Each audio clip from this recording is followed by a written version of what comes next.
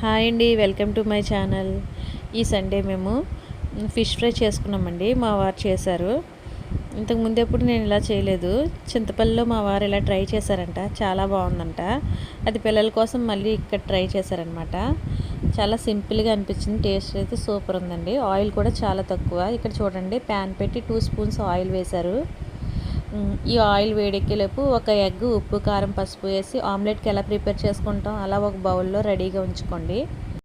చేప ముక్కలకి half an hour ముందు పసుపు, ఉప్పు, కారం రాసి పక్కన పెట్టామండి. ఇప్పుడు ఈ చేప ముక్కలు ఈ ఎగ్లో ముంచి ప్యాన్ పెట్టాం కదండి, ఆయిల్లో వేపుకోవాలి. సిమ్లో పెట్టి దాని మీద మూత పెట్టి ఉంచేయండి.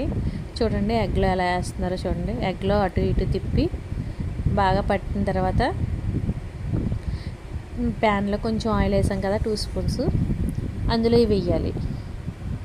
ఇలా మీ ప్యాన్ మీద ఎన్ని పడితే అన్ని. మేమైతే 3 చొప్పున వేయించాము. ఇలా వేసుకోవాలండి.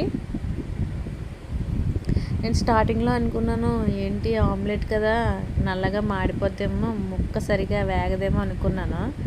కానీ మా ఆయనగారు చేస్తున్నారు కదా, చూద్దాం కదా అని అలా సైలెంట్గా చూస్తున్నాను. టేస్ట్ బాగోదని అనుకున్నాను, కానీ తిన్నాక చాలా బాగుందండి. శుభ్రంగా బాయిల్ అయింది, ఏ ప్రాబ్లం లేదు. టేస్ట్ కూడా చాలా బాగుంది. ఎలాంటి మసాలాలు యూస్ చేయలేదు మేము అసలు. ఉప్పు, కారం, పసుపు రాసి పెట్టాం. అయినా సరే చాలా టేస్టీగా అనిపించింది.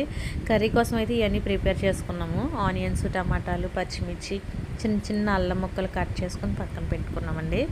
మా పిల్లలకైతే కర్రీలా కాకుండా ఇలా వేపినివే తినిపించాను. చాలా ఇష్టంగా తిన్నారు వాళ్ళు. ఇలా చేస్తే ఇవి సాంబార్లోకి కానీ, చారులోకి కానీ, పప్పుచారులోకి కానీ చాలా బాగుంటాయండి. ఈ ఫ్రైలోకి గ్రేవీ కోసం ఆనియన్స్ బాగా వేయించుకొని మిర్చి, అల్లం, టమాటాలు వేసి వాటర్ వేయకుండా బాగా మగ్గనివ్వాలండి. తర్వాత ఈ వేయించుకున్న ఫిష్ ముక్కలు ఉన్నాయి కదా, అందులో వేసి ఒక పావు గంట సేపు సిమ్లో పెట్టి మగ్గనివ్వాలి. వేడి వేడి ఫిష్ ఫ్రై రెడీ అండి. ఎలాంటి మసాలాలు లేకుండా చక్కటి ఫిష్ ఫ్రై రెడీ అయిపోయింది. మీకు నచ్చితే ఒక చిన్న లైక్ ఇవ్వండి.